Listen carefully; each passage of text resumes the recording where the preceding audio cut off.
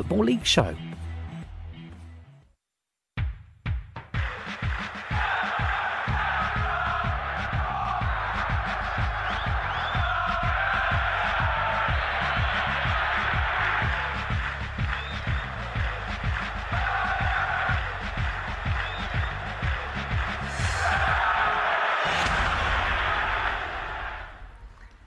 Hello there, we've got 93 goals in today's Football League show. In the Championship, any one of 12 teams could end the day top. In League One, Carrow Road witnessed another goal fest, while a League Two side who couldn't score after 3 games hit 5 away from home. Steve Claridge is with me to give us the professionals' viewpoint. And talking of views, Jacqui joins us to hear your views on your team. Yes, text or email me with your views on your Football League club. Are you buzzing about the way things are going for you at the moment? Or are you absolutely fuming? Tell me why. And Colchester United fans, who would you like to replace Paul Lambert? Thanks, Jacqui. Here's what's coming up tonight. With 1 point from 3 games, it's not the start Roy Keane had in mind, so would Ipswich give him the reaction he wanted at unbeaten West Brom?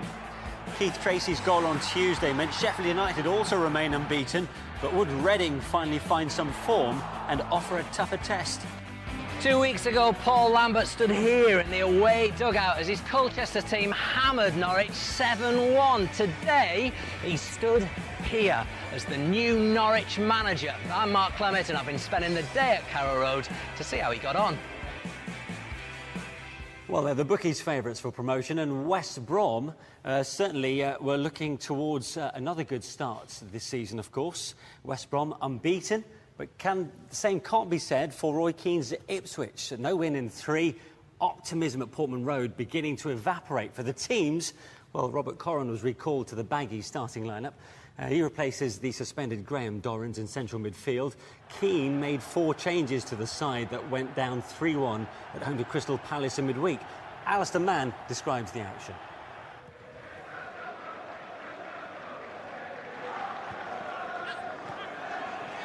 Check.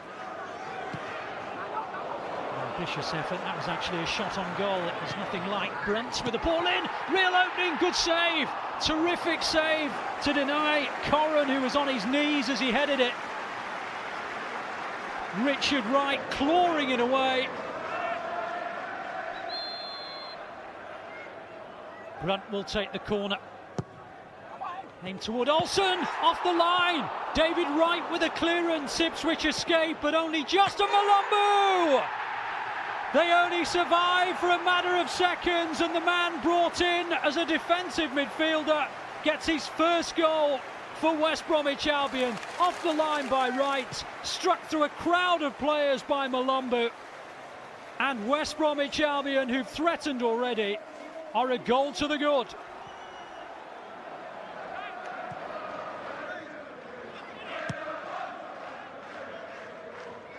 Nice play by Moore. Opening up here for Brunt. On his wrong foot, but struck it well enough and forces another good block from Richard Wright. There's a big gap for Chris Brunt and he went into it, thumped it goal-bound. West Brom threatening again. Wright comes to meet the corner, does well with a fist. Mattock back in again, cleared though by Garvin. Stead looking towards Wickham, there's no offside. Connor Wickham stretching away.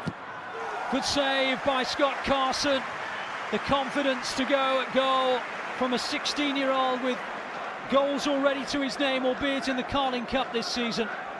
And it was a good low gather by Scott Carson, and more evidence that Ipswich are far from out of this one.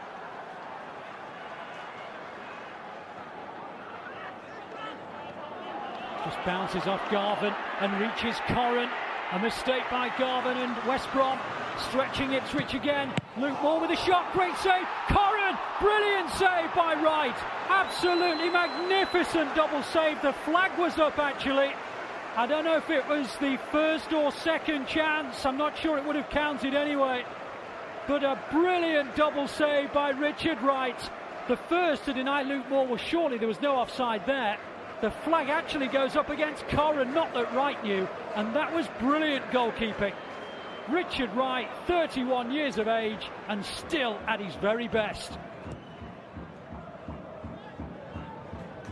Valkestein under pressure from Luke Moore. Here's Corran, and now Ward, and Corran, number 2. Ipswich Town looking for an offside that was never going to come, and their domination at last is matched in the scoreline. And a lovely combination. He's onside, there's no doubt about it. Good decision from the assistant, and he just eased it beyond Richard Wright and into the corner, benefiting from a 1-2 with Wood. And West Brom deservedly are 2 clear, and half-time is still 7 minutes away. And Roy Keane knows that it is a scoreline that pretty much fairly reflects West Brom's host of chances. Check forward, in towards Moore, gathered by Wright, who was caught by Valkestein. Big intake of breath from the goalkeeper. Just the outstretched leg, isn't it, of Valkestein, and it was a painful blow to the ankle. Wright's made of sterner stuff. Martis again. Up towards Moore. Wood with the shot! Good save by Wright. Well, it's procession, isn't it, at the moment? West Brom finding a way through Ipswich Town virtually every time they go forward. 2-0, going on for 6 at the moment.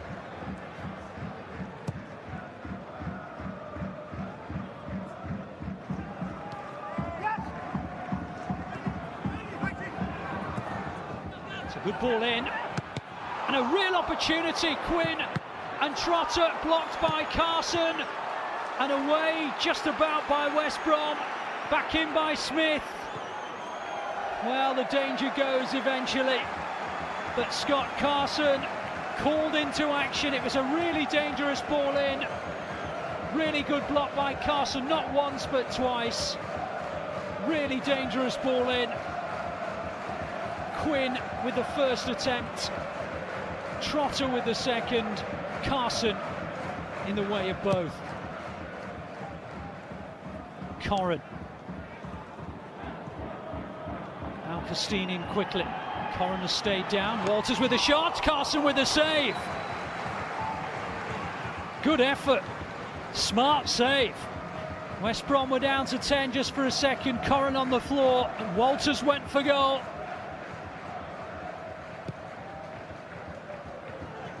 Just beyond the 65-minute point, and still 2-0 to West Brom.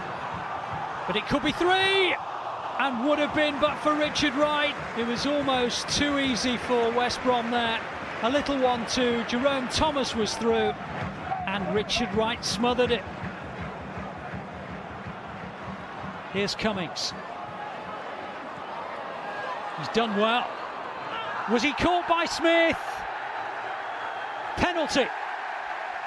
A look by Steve Tanner to his assistant on the far side. Can Luke Moore make the game safe for West Bromwich Albion?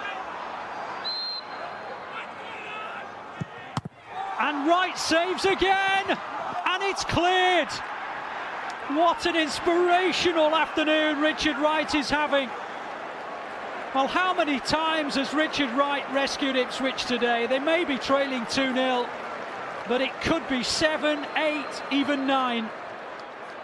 Roy, how disappointing was that? Very disappointing when you got 2 goals down again away from home against a good team like West Brom. You're going to make it a long afternoon, and it certainly was that. As much as we had 1 or 2 half chances to get back in the game, we made it very hard for ourselves. So 4 games in, Ipswich are looking for their first win. Steve, it's hardly the start Ipswich or Roy Keane were expecting, is it? No, I mean, the thing with Roy Keane is you get pluses and you get minuses. When you employ someone like that, undoubtedly there's a pressure that wouldn't normally be there. But Roy Keane's only ever going to take a job, because of his name and what he's done in football, that's going to give him the opportunity to be successful. So, as I say, on the one hand, he's going to take a job where he has a chance and a latitude to be successful. On the other hand, obviously with his appearance, obviously expectation rises. You get the impression if the results don't improve, some players might be shown the door, knowing Roy Keane, of course. Absolutely. I mean, I think he's bought 4 players this year. He's been quoted as saying he wants another 2 or 3. He wants to be in the Premiership within 2 years. He won't be waiting around, I can promise you that. If results, as you say, don't improve, then there'll be 1 or 2 that will be shown the door.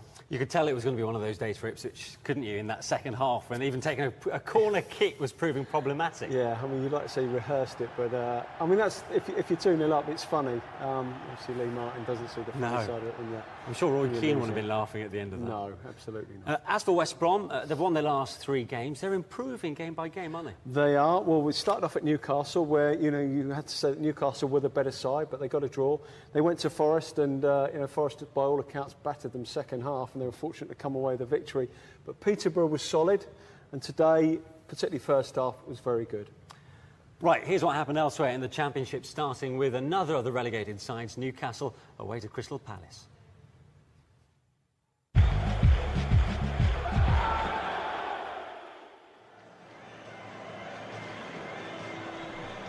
The Eagles of Palace were hoping 11 Magpies would be unlucky at Selhurst Park, but there was nothing fortunate about Newcastle's opener after only 99 seconds. Jonas Gutierrez with the perfect pass for Kevin Nolan to score his first goal for the club since joining them from Bolton back in January. Darren Ambrose spent over 2 years at Newcastle. He never really established himself on Tyneside, but he almost scored against his former team, Steve Harper making the save. Diego Maradona has assured Gutierrez that his position in the Argentina squad isn't under threat despite dropping out of the Premier League. And Gutierrez teed up Ryan Taylor for an exquisite finish to earn Newcastle's first away win since February.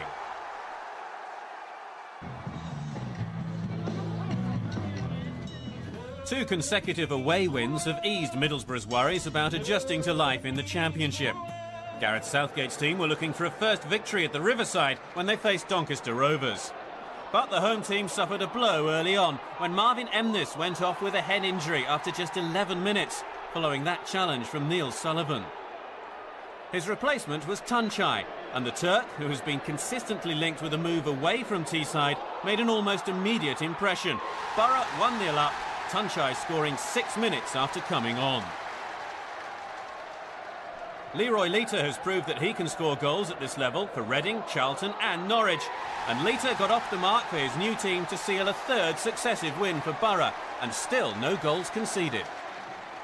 Doncaster are a team who pass the ball very well, so you have to work hard to win possession back, and on a hot day that took its toll. But we've ground the win out, and it's been a pleasing week. During the week, Coventry dropped their first Championship points of the season with a goalless draw at Doncaster, while Swansea came into this match searching for their first league win under new manager Paulo Sousa. Coventry were given a great chance to take the lead after just 12 minutes when Swansea's Andrea Orlandi was penalised for handball. An awkward bounce from Aaron Gunnarsson's long throw.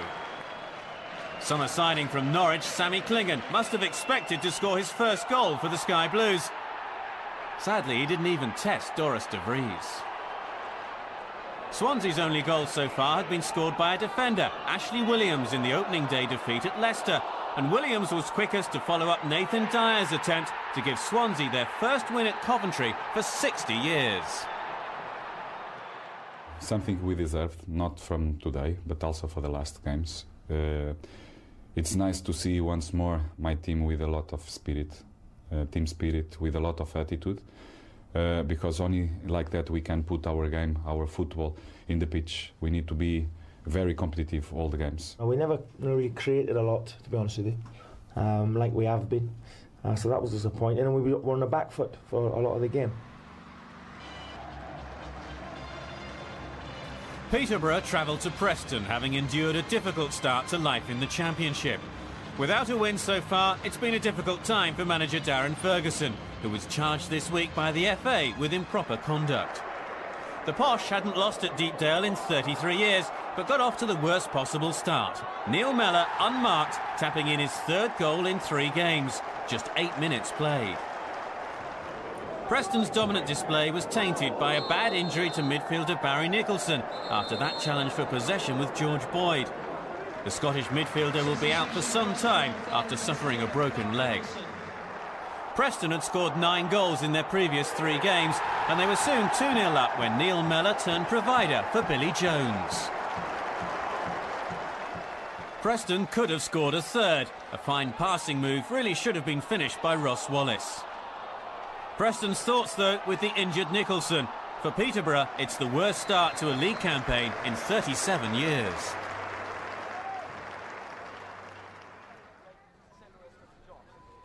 Leicester City are quite a force at home. They're undefeated at the Walkers Stadium since September the 13th last year.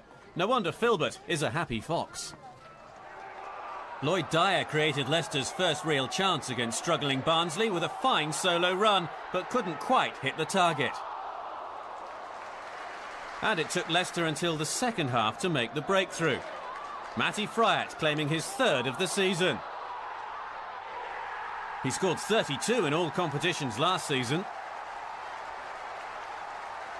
Opponents Barnsley started the weekend with just a point and bottom of the Championship. They almost forced an equaliser. Andy Gray's shot saved by Chris Wheel, while Ian Humes somehow missed the follow-up against his former club. His annoyance clear to see. Danny Ngesson's deflected shot almost made it a more comfortable afternoon for Leicester. The shot not too far away. But another win for Nigel Pearson's team.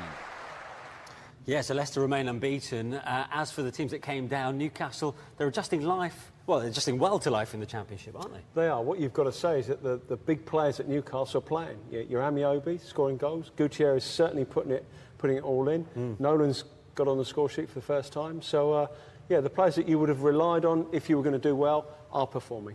Great stuff from Borough's back line too. 2-0 winners over Doncaster. Yeah. 4th clean sheet. I mean, Wheater and Huth are doing a great job. Yeah, I'm not always... You can't... If you're not scoring goals, you don't just blame the forwards. And if you're conceding, you don't just say it's down to defence. It's a team display. They're playing very well. They look very solid in their first game, and they didn't score against Sheffield United. And they've continued in the same vein. And as you say, they're a difficult side to play against now. I know Wheater's been touted around speculation linking him with Premier League clubs. It's imperative Borough keep hold of him. Yeah, I mean, a little bit like Newcastle and probably West Brom in a smaller degree. There gets to a point where you sell one too many and it disturbs the whole equilibrium of your club. So we're not there yet, but you'd like to think that they can keep the important players. OK, let's see what some of you are saying on the emails and texts. Jacqui, what have you got for us? Well, we've had a number of Ipswich Town supporters texting in. Not surprisingly, just 1 point from a possible 12 so far. One in support of Roy Keane. Darren Mitchell from Essex says, give Ipswich time. Things have started badly, but Keano will soon get them to gel. 3 points against Preston next weekend are a must. And a less supportive one. We're in real trouble, epitomised by Shane Supple retiring from football. Roy Morley in West Bromwich, he's an Albion fan. With the exit of Greening and with these talented young players, these are exciting times for the Albion. Di Matteo has the defence working well too and will be a force to be reckoned with. Newcastle, a Newcastle United fan, surprisingly enough, from Newcastle. Robert says, I travelled down for the game today at Selhurst Park. They won 2-0 against Crystal Palace. A great performance from the Geordies today. Alan Smith was dominant throughout, as was Stephen Taylor. Shame it looks as though we'll lose him if the Lescott transfer goes through. Another Newcastle fan, Chris, says after the win at Palace, everything's going well on the pitch for the Toon. 3 wins and a draw so far. Now all we need is for it to sort itself out off the pitch. Well, a local journalist that I spoke to today seemed to think that on Monday, when we'll finally hear the decision about the future of Newcastle, seemed to think that Mike Ashley may just want to stay in charge at least for another year, bearing in mind they've had such a good start to the season, and if they get promoted to the Premier League, he'll be in a better position to sell it for a lot more money. We'll see on Monday. OK, not quite sure how that will go down with the locals. Mind you, without a goal so far this season, it doesn't take much to work out what's been the problem with Reading. So could they arrest the slide against last season playoff finalist Sheffield United, who've enjoyed an unbeaten start with one of the best defences in the league? Simon Brotherton is your commentator. 2 years ago, this was a Premier League fixture and both teams had their chances to return to the promised land in May, but came up short. Reading are rebuilding after a semi-final defeat in the playoffs. Sheffield United lost out at the last hurdle to Burnley at Wembley. Reading's manager, Brendan Rodgers, makes 4 changes to the side that secured a goalless draw at Swansea on Tuesday. Shane Long, Jay Tabb, Noel Hunt and Gylfi Sigurdsson all come into the side. While Kevin Blackwell is forced into making 1 change to his Sheffield United team, midfielder Brian Howard is out today with tonsillitis. Stephen Quinn replaces him in the starting 11. Little bit of space here for Andy Taylor to run into. He's got support. Good play in the first shot of the game. It wasn't a bad one either from Keith Tracy. Taylor drilling the ball in, and Tracy getting in ahead of the Reading defence. Reading again with a throw-in, still deep inside Sheffield United territory here. Free kick as well now.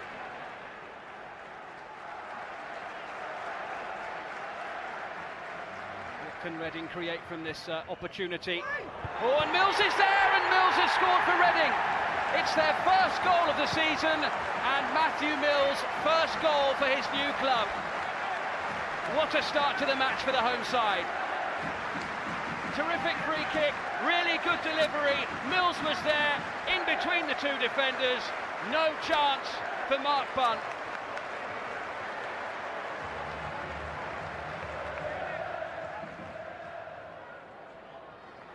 Cisse finding Tabb. What a lovely turn. And look at the space he has now as well. Could open up for Reading here. Shane Long, he has Noel Hunt waiting in the centre. Gylfi Sigurdsson is there too. This is Hunt, and now Tabb! That was nearly an absolutely smashing goal. Lovely play from Reading. Good flowing attacking move. Long, the central striker, going out wide on the left-hand side. Hunt with a little layoff, and Tabb's rising drive.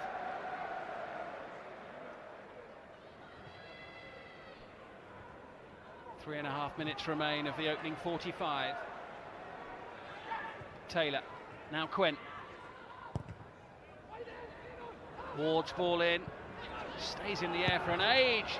Oh, great chance, Stephen Quinn, it's 1-1. The ball just hung in the air, everybody stood and watched. Back across the face of the goal.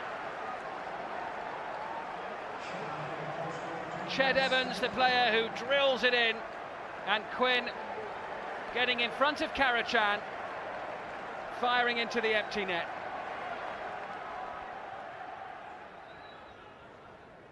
Walker. Cotterill. Quinn. More flowing football now, more fluidity about Sheffield United. Ward, this is Taylor on the overlap. Threatening Federici, backpedaling, it's 2-1. No, it's not going to count. Darius Henderson thought he'd scored there.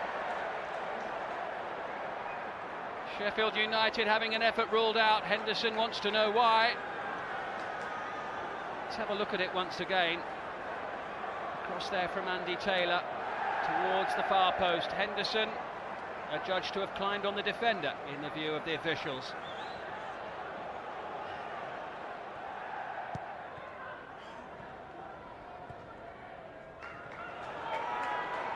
Here comes Sigurdsson. Fine skill, terrific shot! Denied by the frame of the goal, that was great play. Sigurdsson with lovely control, the jink and the twist and the shot beat the goalkeeper, all ends up. Really good shot there, just bouncing off the outside of the post. Gary Speed there on the touchline. What a good player he was, and for a long, long time as well.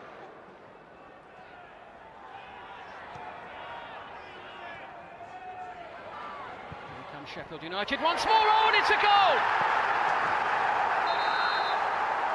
Jamie Ward scores the goal, and Adam Federici will feel mightily disappointed. It's a goal that Reading will feel they should not have conceded. Ward with the shot, it should have been the goalkeepers. Ward sends the shot straight at Adam Federici, and the hero of the hour on Tuesday night with his penalty save, feels something less than that now.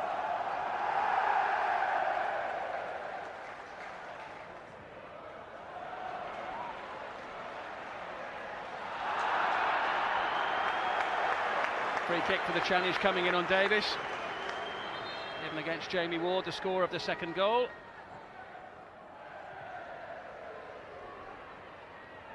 Hunt getting up. Oh, and so close to an own goal. Well, time stood still for a second there as everybody watched and waited to see if it'd creep in the corner. Taylor trying to clear. Well, he could so easily have put it in his own net. He did a good job in the end, though. That's out for a goal kick. Some of the play from Brendan Rodgers' team has been good today, but as it stands, they're heading for defeat here.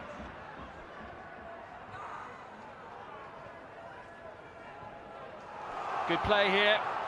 Could open up for Sheffield United. It's Ryan France with almost his first touch, having come on as a substitute, forcing the save from Adam Federici.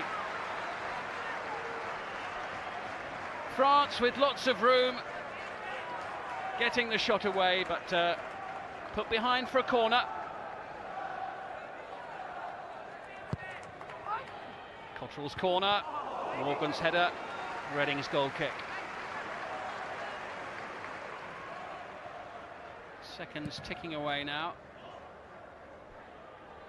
Sheffield United having drawn 0-0 at Middlesbrough, having beaten Watford and drawn with Leicester City, are set to win here, and they're certainly going to win here because Dave Cottrell has added a third in added time.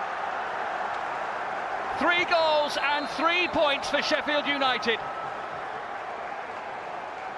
Well taken goal. Cottrell controlling the ball well, honing in on goal, Federici beaten. Cottrell able to turn and head straight for goal, unleashing an unstoppable shot. It was going to be a good test, and I'm delighted with the performance. There's no doubt that Brendan's got a system here that causes people problems, but I thought we worked it out, and once we got on top, we looked a real threat every time we went forward. I thought it was a terrific benchmark for our young players, and Sheffield United, obviously a very strong team in this division, and they're going to be up there. So for me, I was very, very pleased. Apart from the result, I know we need a wee bit of help in and around the young players, but no, there's many aspects of the game which was very, very good. So Reading still looking for their first win. Scoreline a little harsh on them, do you think, Steve? Yeah, possibly. I mean, the big moments either went with them or against them. They hit the post just before they concede, which was really a killer second goal, Federici's mistake. And then the balance swung Sheffield United's way. Up until then, they were probably the better side, Reading. Kevin Blackwell's kept the squad together, hasn't he? The team that did so well reached the playoff final. They're almost desperate to go that step further together, aren't they? Yeah, I mean, it was his side last year as well. So from his aspect, he'll be looking at it thinking, well, there's absolutely no point in fixing something that isn't broken. We weren't very close.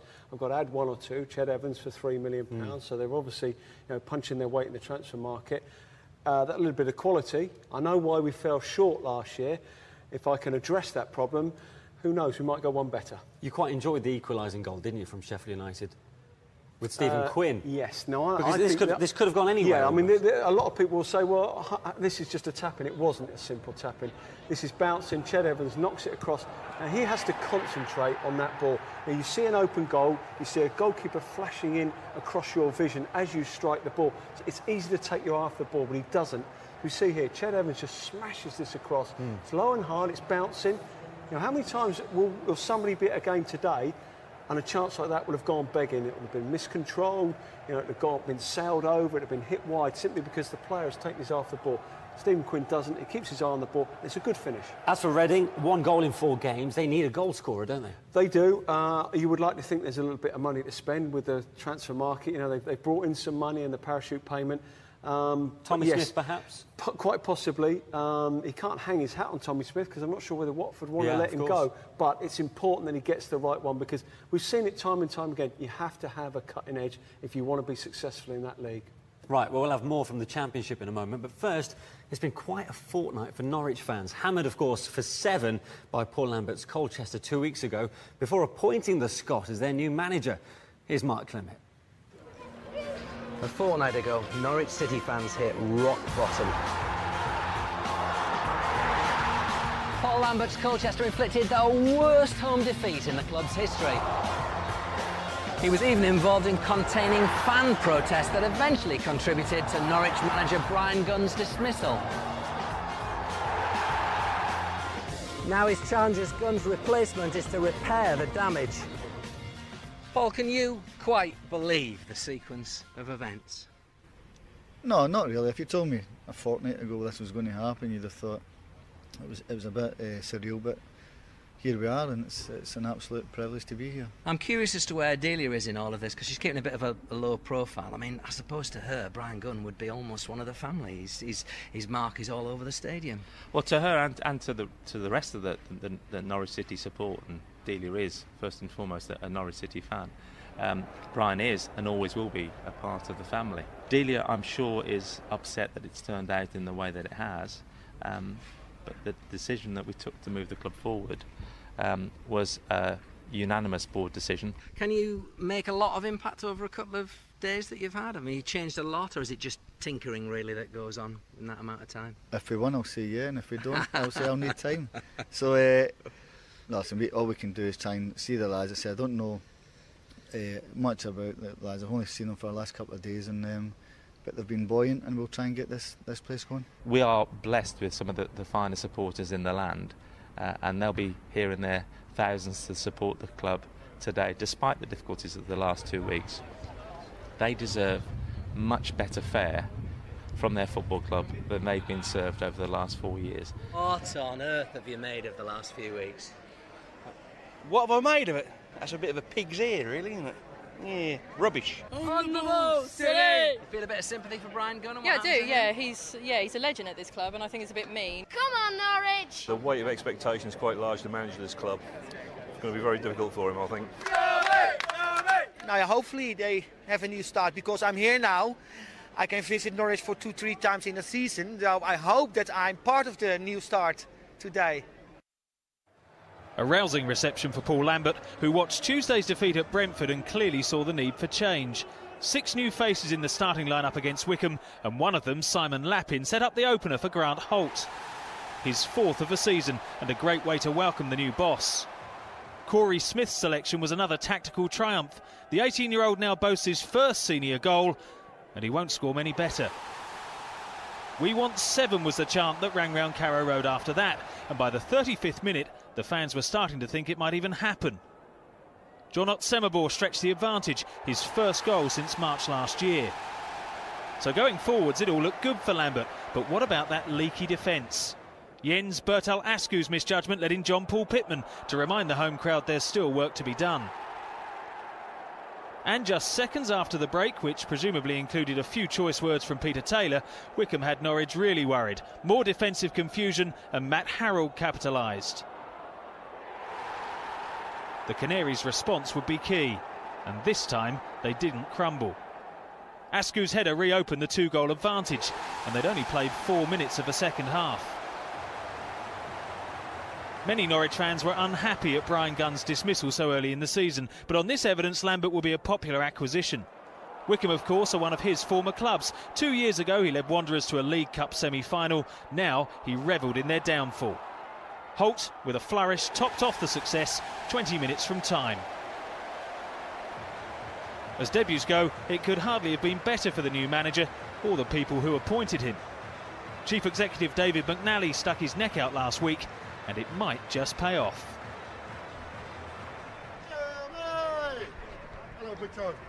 How was that, young man?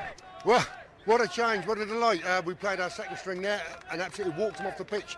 Make no mistakes, that was Wycombe, a very bad team. But hey, the future is looking yellow. Could be the start of something good. Come on! I was working out by my elementary maths, that's 12 goals your teams have scored at Carrow Road in the 2 first games of the season. I think you might struggle to keep the entertainment ratio up, Paul. Yeah, I think, listen, I took 1-0 because the confidence was a bit fragile. I knew that before the game. Obviously what's happened to them, they expect us to live at this football club as shoes, but if you're here, you've got to be able to handle it, and no credit to them. I thought they were great. How things change, eh? It's amazing. He comes in, he makes 6 changes and they score 5 goals. A dream start for Paul Lambert. All credit to him. I mean, you know, when you're talking about being at the club for 2 days, you've only seen 1 game and you can already see weaknesses, you know, that you, to the extent that you change 6 players, then, you know, he can take a fair amount of credit for that victory today. Were you surprised by his appointment? No. No, I've sat on a couple of things with Paul and, you know, watched what he's done at Wickham and obviously took over at Colchester. And fortunes have changed around there, so no, not at all. OK, back to the Championship, starting with Scunthorpe's trip to Sheffield Wednesday, a side proud of its rich history.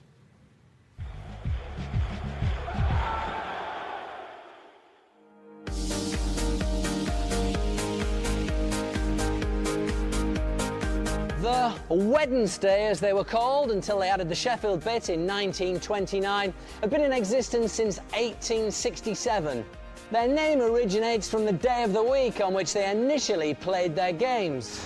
Believe it or not, it was Wednesday rather than their city rivals United, who were originally nicknamed the Blades. They became the Owls in 1899 with the opening of Hillsborough, which is in the Oleton, get it, area of the city. They won the original First Division 4 times, the FA Cup 3 times, and this little beauty, the League Cup, in 1991. In 1964, scandal rocked the club when players Tony Kay, Peter Swan and David Lane were implicated in a match-fixing scandal.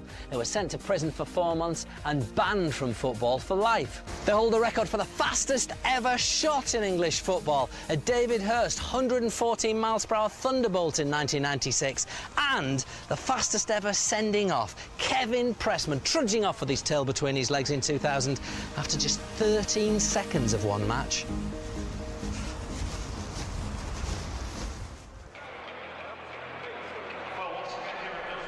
Wednesday have announced plans for a £22 million redevelopment of Hillsborough.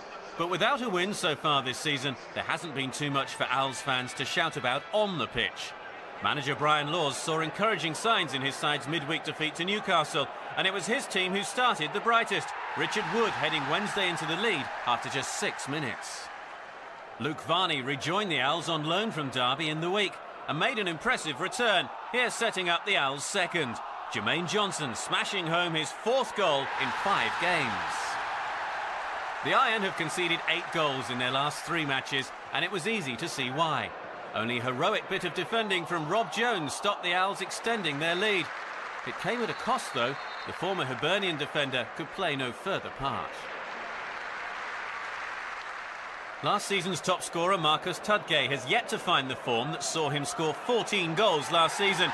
But generous defending like that will help his cause, the striker getting his first goal since signing a contract extension in the summer. And Tudgay was once again involved to seal Scunthorpe's second 4-0 defeat of the season. His deflected shot emphatically put away by Darren Potter to round off some scintillating football from the hosts. A first win of the season for Brian Laws, but an ominous sign of a long season to come for Nigel Adkins and Scunthorpe.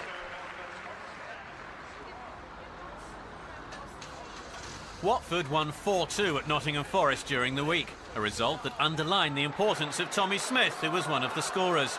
Reading have been trying to agree a deal for the forward this week, but Smith started this match for the Hornets and scored his 2nd of the season to put Watford ahead.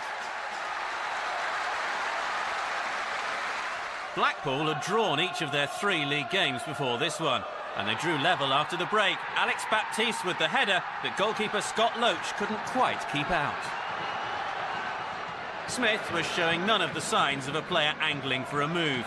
His persistence and skill set up Tom Cleverley for a 2nd goal in as many games for the on-loan Manchester United man. But again, the Seasiders fought back. Charlie Adam, a summer signing from Rangers, set up Gary Taylor-Fletcher for a 2nd equaliser. 4 draws in 4 championship matches now for Blackpool.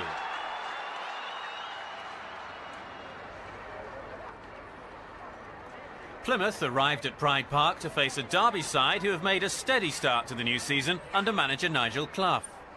Come on, Derby!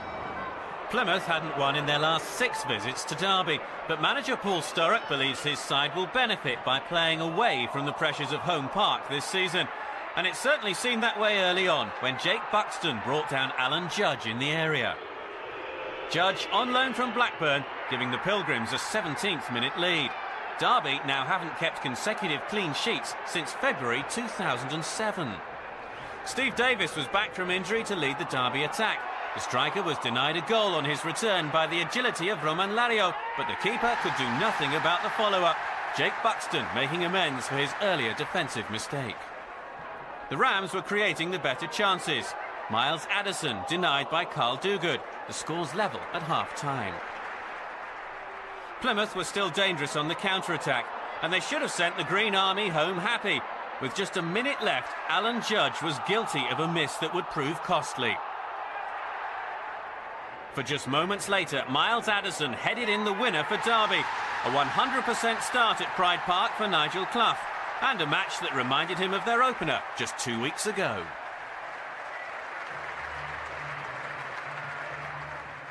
A steady start, another hard day's work as well, where we've had to work very, very hard to get the 3 points in the end. And although it's come late on, a few minutes from the end, similar to the Peterborough game, I think on the balance of play it was deserved.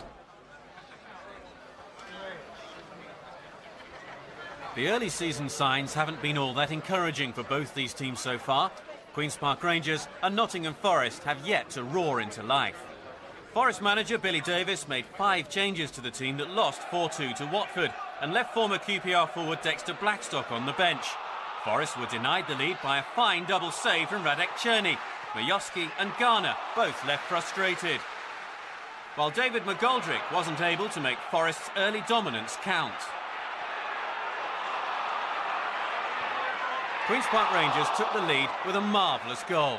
Michaeli Legentwood doesn't score many, but it must have felt even sweeter coming against former Rangers teammate Lee Camp, the goalkeeper's 25th birthday spoiled. Forest didn't look like a side who have only scored 3 league goals this season, and they did earn a point with a second-half equaliser. 2 summer arrivals combined well. Deddy Alabola set up David McGoldrick for his first Forest goal and a much-deserved share of the points. Yeah, despite high hopes at both QPR and Forest, they've not yet got going, have they? Why is that? No, you just feel like it's not a settled pattern there yet, is there? I think there's still little bits and pieces to be done at QPR. Jim and Gilton spent, what, £3.5 million on one player, you know, and they've got some good players at that club. They've built over a couple of years. I know people are saying they probably haven't spent the money they expected to, but there's still, you know, still been an awful lot of good players come into that club. So better will be expected of them. Forest, 10 in, 10 out.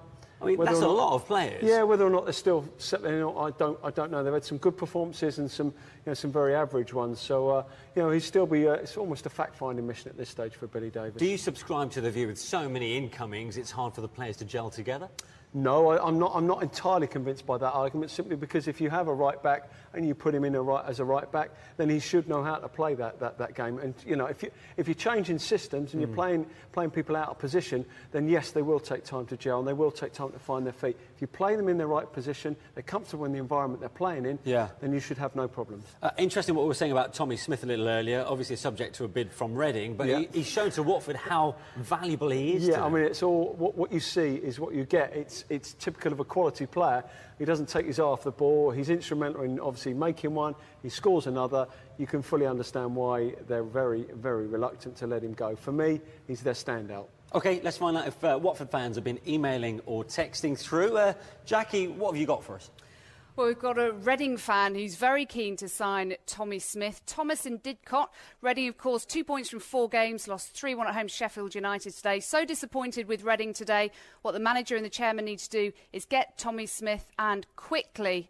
After QPR's 1-1 home draw with Nottingham Forest, neither set of fans is particularly happy. QPR fan Mac in Surrey says, if Flavio Briatore wants to run a football club, fine, no problem. But give up the go-karts and get us a striker or we're in trouble. Danny from Nottingham Forest, 2 points from a possible 12 so far. I'm a lifelong Forest fan and watch them home and away. I'm concerned about the squad. We have too many strikers and too few defenders. Billy Davis can't blame anyone. He's had all summer to get in the defenders. He's quick at shifting the blame. We have had Lots of Forest fans complaining about the lack of defenders at the City Ground. They're at home to Derby, by the way, next Saturday, which should be quite tasty, and we'll be featuring that match on this programme next week. But Matt from Nottingham, Billy Davies is still getting his squad together. There's been good progress over the first few games. The fans need to get behind the players. A Sheffield Wednesday fan after their 4-0 win over Scunthorpe, Mikey Winstanley says, I was at the match today, which we dominated. We were amazing in the first half. I just hope Luke Varney, who's on loan from Derby until January, can be the striker we need to help us move on in this league. We've heard from various Preston fans very unhappy that Barry Nicholson was booked for the challenge in which he broke his leg. They reckon it was 50-50. Alan Irvine, the manager, has also said as much. Neil, a Plymouth fan, please tell the Argyle board Sturrock has to go. We have given him long enough now. And I'm a Wickham fan. We were embarrassing at Norwich today. It could have been 10. Sort it out, Peter Taylor, and quick, or we're going straight back down. OK, cheers, Jacqui. We certainly wish Barry Nicholson all the best after breaking his leg today. Now, there was a game in League One played last night. Southend and Millwall shared the points, but both sides remain unbeaten. The home side had the better early exchanges, but Millwall saw Gary Alexander's header hit the crossbar before Tony Craig blazed the rebound over. Well, the home side's chance came when Alex Revel headed it against the post. Lee Bernard foiled by the keeper. Millwall had a chance late on. Southend managed to scramble it away.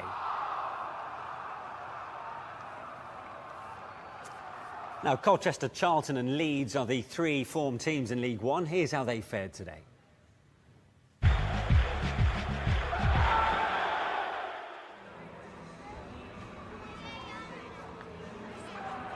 Not an easy week for Colchester. As well as losing manager Paul Lambert, influential midfielder Dean Hammond joined Southampton. When Jamal Johnson's volley was ruled out, the U's thought their luck had turned, but no joy. The ref had already blown for a penalty, which Jermaine Easter used to put the MK Dons in front. Colchester's caretaker boss Joe Dunn saw his side slip further behind just before the hour. Mark Carrington in the clear and very calmly converting his first goal for the Dons. The Essex club undoubtedly missed striker Clive Platt, denied the chance to play against his old team because of suspension. Hope flickered briefly that they might somehow be able to maintain their 100% record, but Scott Vernon's effort was just a consolation. We were going to lose someday. You can't go through the whole season unless you're a top class team. It doesn't happen that often. Yes, we lost today. We had to lose some time, but unfortunately today was the day. But can't fault the commitment of the players and the fans again. We're outstanding, and we look forward to next week. Charlton maintained their impressive start to the season with a comfortable win over Walsall. Miguel Lera became the first Spaniard ever to play for the Addicts when he joined from Milton Keynes in the summer, and the former Recreativo defender opened the scoring on the half hour with his second goal for the Londoners. Never mind the Peter Cech headgear, Lera is quickly becoming a cult figure down the Floyd Road.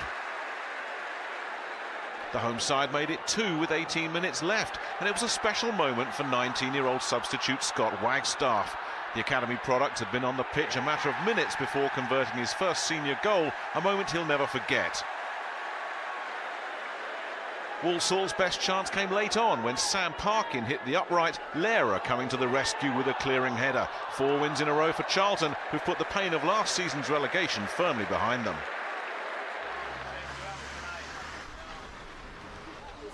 No wonder Leeds fans looked so relaxed pre-match. Since mid-January, they've been spoilt rotten. 12 home league games and 12 wins. The playoff draw with Millwall the only blip. So it's not surprising there's a swagger about the side. Bradley Johnson opened the scoring after 14 minutes against Tranmere to keep United on course to maintain this season's 100% record. Ian Goodison's disastrous back header soon had Jermaine Beckford racing away for the second. With 4 goals already, he's top of the League One scoring chart. And 4 minutes from time, Johnson tested the strength of the bar before Luciano Becchio finished the job. More satisfied smiles all round. Tranmere were just glad they kept the score down to 3.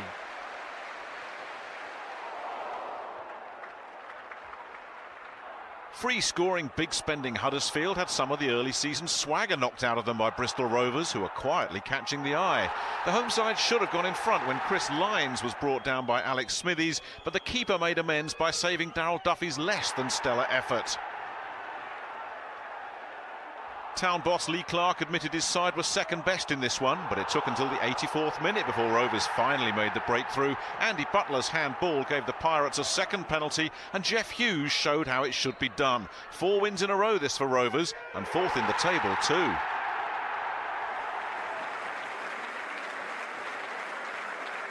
"696 miles, that's a mammoth round trip, even by Exeter's standards. But the Devon club found the effort worthwhile. They spent most of the match at Carlisle under Vakosh, but with 17 minutes to go, Lenny Pidgley upended Marcus Stewart, and the 36-year-old put his experience to good use. His 198th league goal, as cheeky as they come.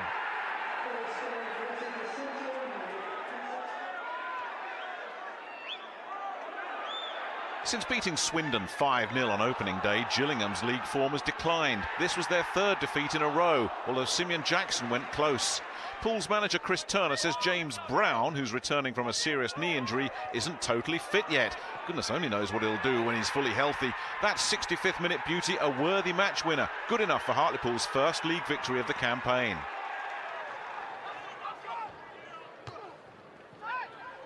No doubt about one of the stars of the show at Boundary Park. On loan Blackburn youngster Alex Marrow caught the eye in the heart of Oldham's midfield and got his name on the score sheet for the first time ever too.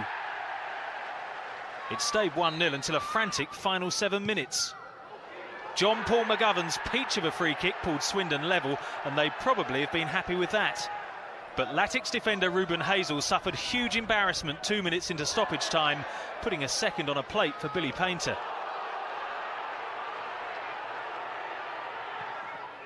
Swindon could barely believe their luck. But amazingly, there was still time for another goal. Oldham sub Kieran Lee may have started his career at Manchester United, but it's hard to imagine that was intentional. They all count though, 2-2.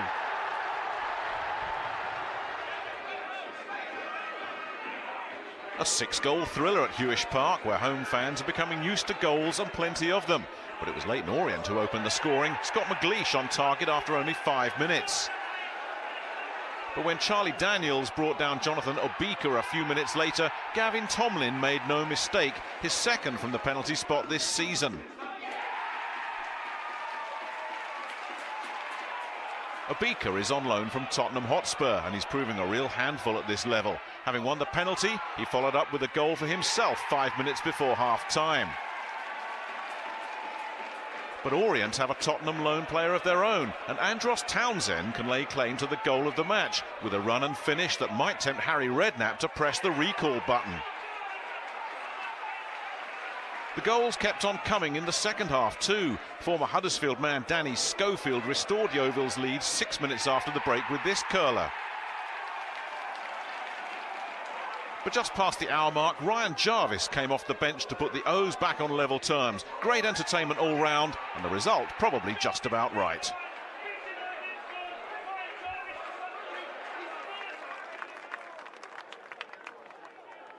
After their 7-goal hammering at Huddersfield, Brighton were even more keen to get their first victory on the board. Nicky Forster provided a much-needed morale boost. But within 90 seconds, the good work was undone. Stockport debutant Leon Brigcutt, on loan from Chelsea, found Carl Baker at the far post. Brighton have several former county players on their books, and one of them, Liam Dickinson, was bundled over by Michael Rains after the break, handing Forster a chance to restore the home side's lead. Owen Fon Williams, with the help of the post, won the battle of wits. Stockport made the most of their lucky escape. Baker's brilliant second had them keen to get on the bus home as quickly as possible. 5 minutes later, though, Dickinson's deflected drive levelled the scores again. It had been an action-packed first hour. But Brighton's ability to self-destruct must be giving Russell Slade sleepless nights. Tommy Alfick's lunge was foolish, considering he'd already been booked. The Seagulls forced to reshuffle. Colin Hawkins came on to keep it 4 at the back, and within 3 minutes followed Alfick to a dressing room for grabbing hold of Peter Thompson's shirt. Baker completed his hat-trick. Stockport 3-2 up against 9 men. Even that soon changed when Brigcutt intervened to delay a Brighton free kick. Referee Steve Cook went straight for the cards again. Another red, but Stockport still had the last laugh. The points were finally safe when Ollie Johnson ran rings around Albion's depleted defence to give the Cheshire club only their second away win since the turn of the year.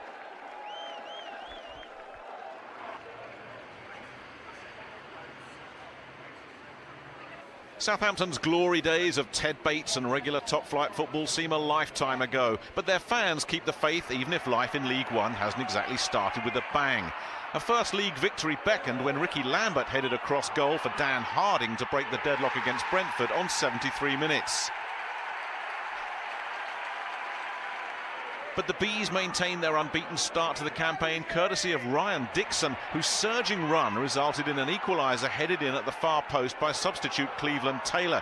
Even without their 10-point penalty, Southampton would be in the drop zone. For the suffering Saints, the only way is up. 2 goals then at St Mary's, that's relatively measly to what we saw elsewhere. I mean, that game at Brighton Stockport was just something else, wasn't it? Yes, you can't... it's difficult to imagine how the sending-offs affected that game, one way or another. But no, it's a sticky start for Brighton, isn't it? For Stockport, though, Gary Ablett can't make any transfers. They've got an embargo there, haven't they?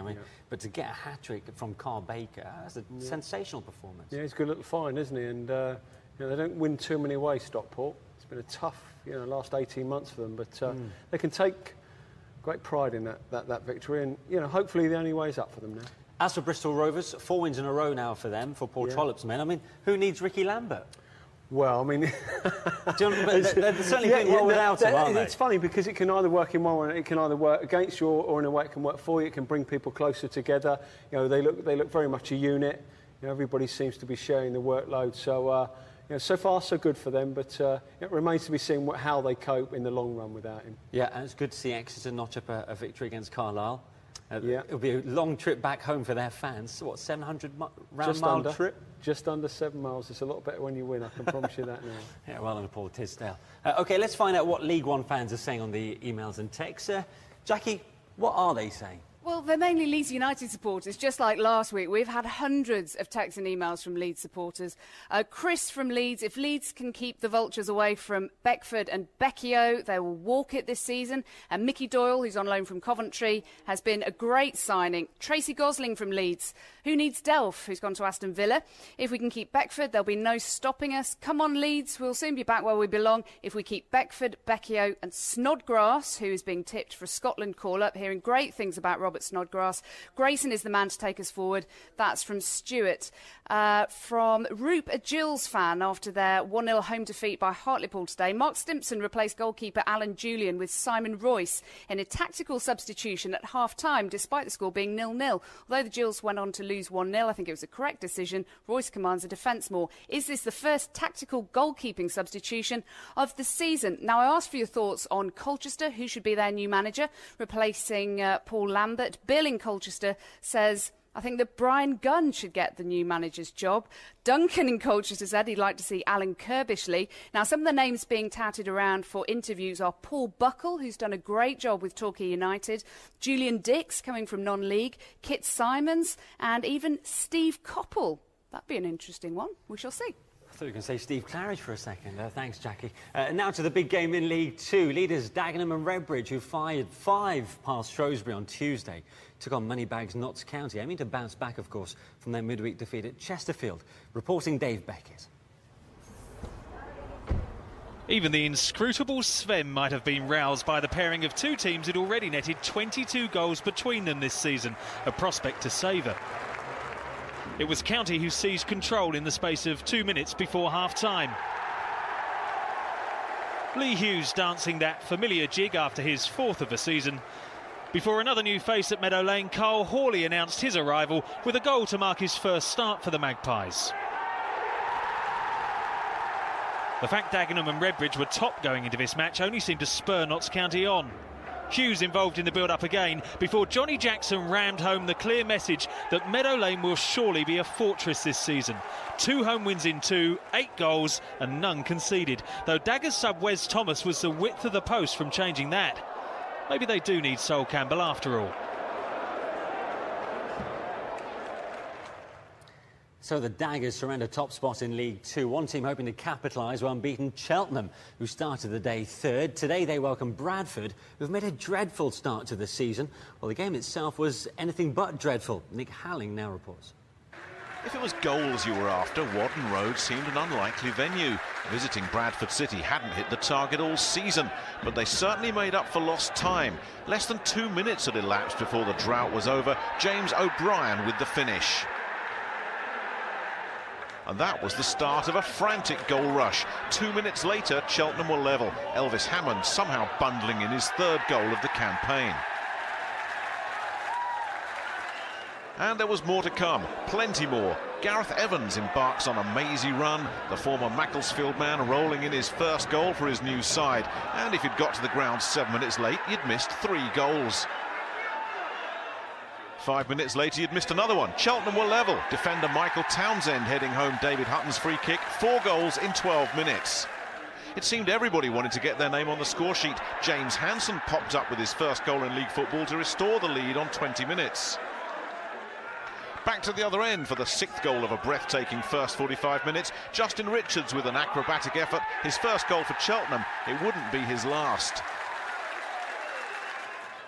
5 minutes into the second half, it was Bradford's turn again. Steve Williams with his first goal since joining in the summer. That's 4-3 or 3-4 or something. Cheltenham thought they'd equalised yet again, but this one was ruled out for a foul on Bradford keeper Simon Eastwood.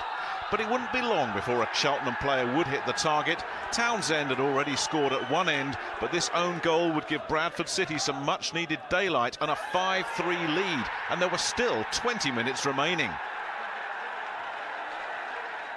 Cheltenham poured forward, and when Richards grabbed his second of the game in the 89th minute, the home side still held out slim hopes of preserving their unbeaten start. There was still time for some stoppage time nail-chewing, but Stuart McCall's side held on for a much-needed first win of the campaign. Great game at Whaddon Road. Right, here's the best of the rest from League Two.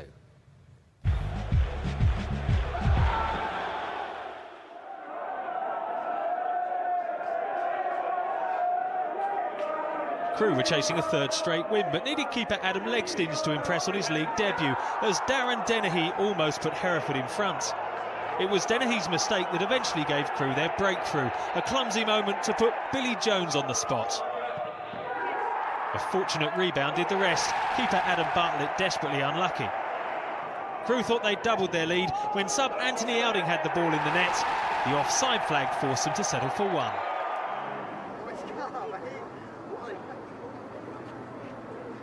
Bournemouth arrived at Sixfields with a 100% league record after 3 games and in search of a club record equalling 7th successive victory, but found themselves a goal down after just 6 minutes. Steve Guinan found Ben Marshall on the right flank, and his cross was converted by Adebayo Akinfenwa. But the Cherries are full of confidence. Sammy Igoe denied by some acrobatics from Chris Dunn in the home goal, and then Brett Pittman thwarted by the crossbar as the visitors searched in vain for an equaliser.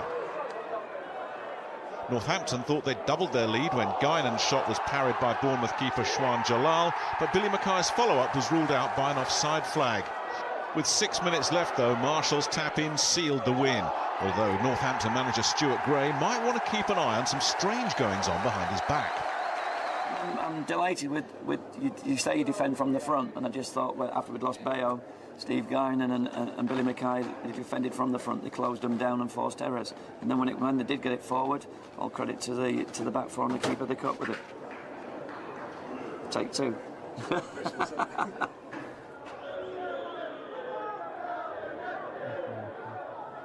Here's one for the dubious goals panel. Barnett's opener credited to free kick taker Albert Adoma, but there looked to be a touch at the far post from Clovis Camjo. Not that the lads in orange lycra seem to care. No arguments about who provided the final touch to a flowing move soon after. Definitely Adoma that time, but offside.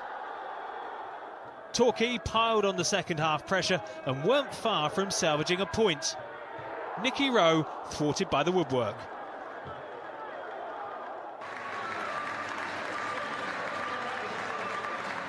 Life certainly isn't dull if you're a Burton Albion fan. The league's new boys had scored 6 and conceded 7 in their previous 3 league games, and they were in front at Lincoln after 24 minutes. Defender Ryan Austin doesn't score many, although you wouldn't know it from that confident far post header. Lincoln didn't ask too many questions, and when they did, Burton's Polish keeper Artur Krysiak had all the answers, here frustrating the Imps' Moses Swalbu. Deep into stoppage time, Burton's record-signing Russell Penn produced a real gem to secure the points and confirm Albion's first away win in the league. Paul Pescisolido's side are beginning to look comfortable with life at this level. Like I said from day one, we're all going to, we're going to learn from it. We're going to get better and better as we progress because we've got some new players in. So let's hope it continues to go as well as it is at the minute.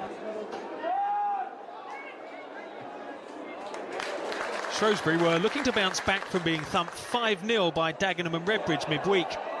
Stephen Leslie's opener just past the half hour was a good way to start. But Chesterfield were full of confidence after turning over Notts County on Wednesday, when Jamie Lowry scored both goals from the spot. Clearly, he's no slouch in open play either. Chesterfield have been hoping for a third successive win, but ultimately these teams couldn't be separated. Shrewsbury's Jake Robinson had a really good try. Thanks to the post, his team still haven't won since the opening day.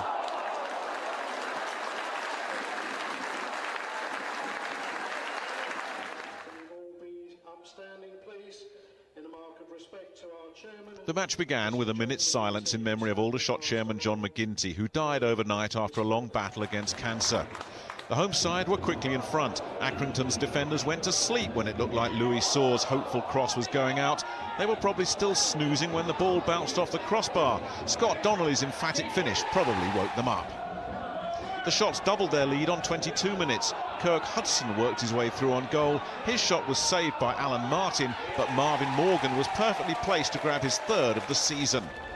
But Stanley were back in it 3 minutes after the break. John Miles's corner was flicked on by Paul Mullin, and defender Phil Edwards pounced to score a rare goal. And they could have been level with 10 minutes to go. Mullin forcing a smart save from shots keeper Mikael Jaimez Ruiz, and then making a complete hash of the rebound. The Hampshire side finally made it safe in stoppage time with the best move of the match. Neat build-up and a superb finish from Donnelly. Aldershot ending a run of 3 defeats and a fitting tribute to their late chairman John McGuinty.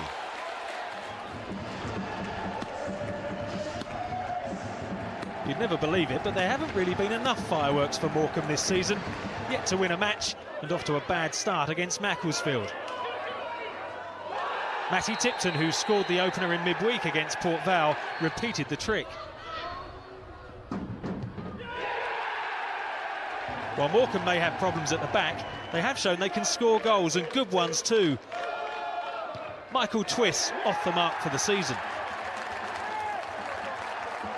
10 minutes later, though, more problems in that generous defence, with Macclesfield's summer signing Ross Draper netting his first goal in league football.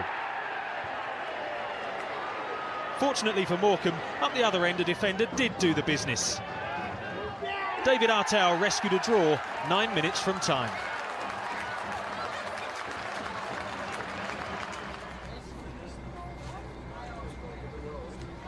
The way Grimsby have started the season, some fans are hoping manager Mike Newell signs off rather than signs autographs. The Mariners set sail for Bury, still in search of their first points of the campaign, and got them thanks to this 20th minute header from much-travelled Irish striker Barry Conlon. There were some anxious moments, but disappointing Bury were firing blanks. Grimsby held on to lift themselves from the foot of the table.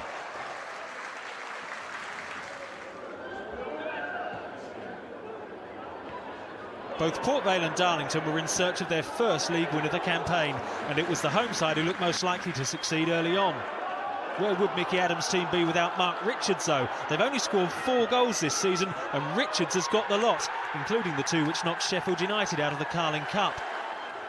Port Vale drew their first 2 league games, and the same fate seemed likely once more when Darlington's David Dowson was sent flying. Gary Smith shouldered the responsibility. His atrocious aim means Darlow are the only side left in League 2 without a point. So nothing's going right for Darlington now. As Dave Beckett said there, they're the only side in the Football League still without a point after 4 games. But Quakers fans, don't worry. There's a long way to go to make the record books for the worst start to a season. That belongs to a team that just might surprise you.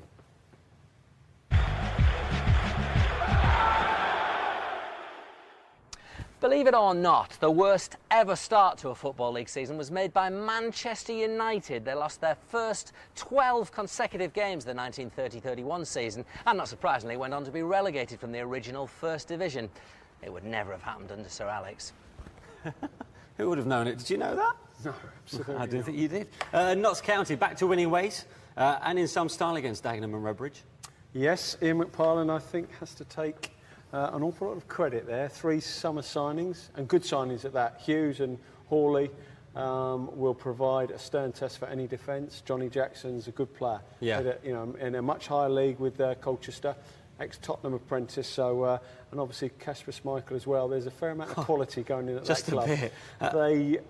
I wouldn't surprise me if they finish exactly where they are now, because they look a team that are full of confidence and full of quality. And who would have foreseen what happened to Bradford? I mean, they couldn't score a goal after the first 3 games, and then 5 in the game today against Cheltenham. It nearly wasn't enough. No. Yeah, 5-4, and you're scraping that. You get 5 goals, and you just scrape a victory. So, yeah, he'll be scratching his head, not quite knowing what he's going to get. Yeah. Gets a lot of goals, and unfortunately concede. He doesn't score and he doesn't get goals. So. And a word for Michael Twist from Morecambe. That was a sensational opening effort from him. You've played against him, haven't you? I have, yes. I played against him when he was in the non-league, and he's been at Morecambe a while, actually, and that was a marvellous, marvellous strike. Terrific effort. Mind you, having said that, I'm not quite sure if there are quite a few players who featured tonight who you've played against. Quite possibly. All right, let's find out what League 2 fans are saying in terms of the emails and texts. Jacqui, to you finally tonight. Yes, Sam Ashew from Lincoln, a Lincoln City supporter, says, warning, angry Lincoln City fans alert. A return to the predictable Saturday home defeat. It was 2-0 against promoted Burton Albion today. It's got a few Imps fans calling for manager Peter Jackson's head. Unfortunately, we have about as much consistency as the English summer weather. Chin up, Imps fans, the playoffs are still in sight. Will Farrow, a Bournemouth fan, a disgruntled Cherry fan, in fact, he describes himself as. He's not disgruntled with the club, but rather with the officials in their defeat at Northampton. And he also says, when will our current trade embargo be lifted? After the 17-point penalty last season, is the FA trying to keep us in the lower leagues, which we don't deserve? 2 contrasting views from Bradford City fans after their first win of the season. Dale contacted me via Twitter. He says of manager Stuart McCall, I think the halo has slipped. A great player, but we haven't progressed under him or built a team, but would love him to do it. Joe Coburn says McCall has found some real gems there, hasn't he? All the goal scorers today were under 21. O'Brien, Evans and the 2 non-league new boys. City to win the league. Ben, a Dagenham fan, he was at today's game, which was a defeat at Notts County, as we saw. A reminder that we need to keep our feet on the ground. But I don't doubt that this year will be our year to climb the Football League. I can sense promotion this time round. John Still, by the way, how underrated is he? He's done an absolutely astonishing job, always bringing players from the non-league and polishing them and selling them on. Finally, not literally, finally, on a sad note from Matt, who speaks for many Aldershot fans, sincerest condolences to the family of Shot's chairman, John McGinty, who died this morning. He was Mr. Aldershot through and through and a true gentleman. No doubt he will have been proud of his team today in their 3-1 home win over Accrington Stanley.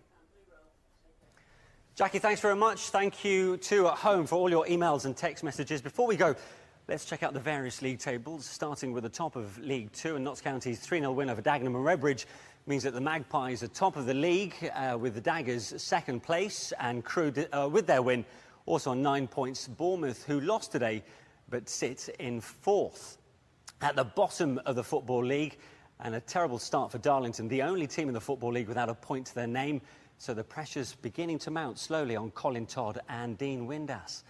At the top of League 1, and an ominous start to the league campaign for both Charlton and Leeds. Bookies' favourite for promotion, of course, they continue their 100% start.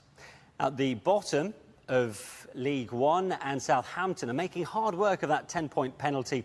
2 draws for them means that they now stand at -8 points. At the top of the Championship, well, it's the 3 sides that were relegated from the Premier League that sits in the top 3 places in the Championship. The 2 North East clubs, Middlesbrough and Newcastle, with West Brom all on 10 points. At the bottom of the Championship, and Barnsley, well, the pressure's really rising on the shoulders of the Barnsley boss, Simon Davey. An indifferent end to last season and a poor start to this one. It's really making the faithful and Oakwell fairly restless. They're on 1 point along with Ipswich and Peterborough. Before we go, a few reminders. We're back on Wednesday nights for Carling Cup second round action. That's at 11:15 on BBC One. As soon as we're off air, you can access this programme once again via the red button right through till midday on Sunday. You can check out extensive highlights of your team in action on the BBC Football website. And this programme is also accessible on the BBC iPlayer. That's from Monday morning.